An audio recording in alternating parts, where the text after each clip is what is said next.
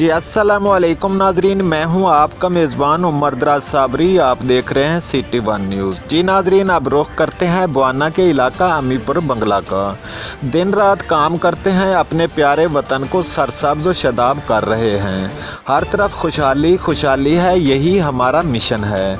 हमें जोड़ा बंगला से जानिब तार कोठी अमीपुर बंगला 1 लाख पौधा लगाने का टारगेट दिया गया है, जो इंशाअल्लाह मुकम्मल होने को है। लेकिन हमें शिकवा है मौजूदा हुकूमत से कि एक हमारी तनख्वाह कम है, दूसरा हमें परमानेंट किया जाए। मज़ीद जानते हैं अपने नुमाइंदा अख्तर इस्माइल रजौका से, जो इस वक्त वहां पर मौजूद हैं। जी बताइएगा क्या तफसीलात हैं आपके पास।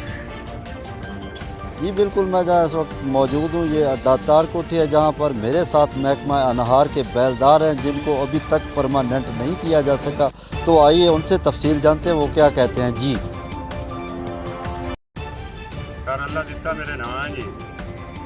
मेट मैं तनार दे मेट रखा गया, मैनू पौधे लगावन का। तीसरा महीना मैनू काम कर लिया, दिन रात मैं काम करता जी।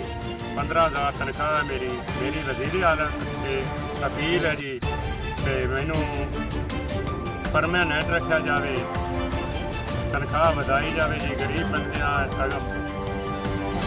अखराजात बहुत ज़्यादा हो गए जी, महंगाई बड़ी है जी। अस्सलाम वालेकुम जी, साडी रिक्वेस्ट है वज़ीर आला पंजाब नाल ते वज़ीर आज़म नाल कि असी दिन भर रात दरख्त लगा रहे हैं। महकमा जंगलात अड्डा तार कोठी तो स्टार्टिंग हुई है, असी दिन भर रात पानी लगा रहे हैं। साडी 15,000 जिहड़ी वो तनख्वाह है, ते असी चाहते हैं सानू परमानेंट किया जाए, क्योंकि असी दिन भर रात काम कर रहे हैं, असी ज़मीन का सिंगार बना रहे हैं। साडी वज़ीर आज़म अगे अपील है। जी बिल्कुल, इनका कहना है कि एक तो हमारी तनख्वाह हमारा उस पर गुजारा नहीं होता और हम परमानेंट भी नहीं हैं। हम दिन रात काम करते हैं और मुल्क को खूबसूरत बनाने में हमारा अहम किरदार है, लिहाजा हमें परमानेंट किया जाए। जी